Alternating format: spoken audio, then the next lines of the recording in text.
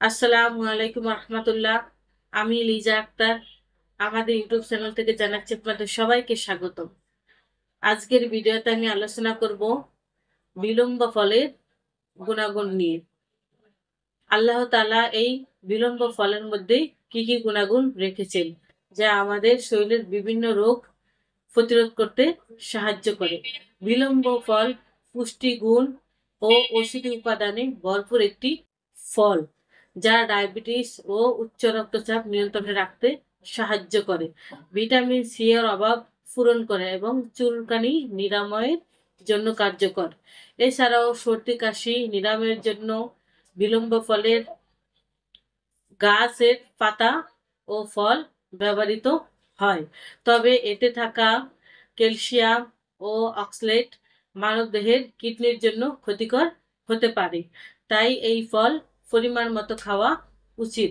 বিলম্ব ফলের প্রধান উপকারিতা হলো বিলম্ব ফল নিয়মিত খেলে ডায়াবেটিস ও উচ্চ রক্তচাপ নিয়ন্ত্রণ রাখতে সাহায্য করে। এই ফলে ভিটামিন সিতে ভরপুর, যা আমাদের শরীরের জন্য খুবই গুরুত্বপূর্ণ উপকারিতা রয়েছে। এছাড়াও বিলম্ব গাছের পাতা বেটে ত্বকে লাগালে ত্বকের চুলকানি দূর হয়। বিলম্ব ফল সিদ্ধ করে পানি পান করলে সর্দি কাশি উপশম হয়। বিলম্ব ফলে থাকা অ্যান্টিঅক্সিডেন্ট আমাদের বিভিন্ন রোগ প্রতিরোধ করতে সাহায্য করে। সতর্কতা: বিলম্ব ফল বেশি পরিমাণে খাওয়া উচিত নয়। এই ফলটি ক্যালসিয়াম ও অক্সালেট থাকে, যা কিডনির জন্য ক্ষতিকর হতে পারে। এই ফল কিডনি রোগীদের জন্য খাওয়া উচিত নয়। বিলম্ব ফল কামরাঙার মতোই দেখতে একটি ফল, যা টক স্বাদ।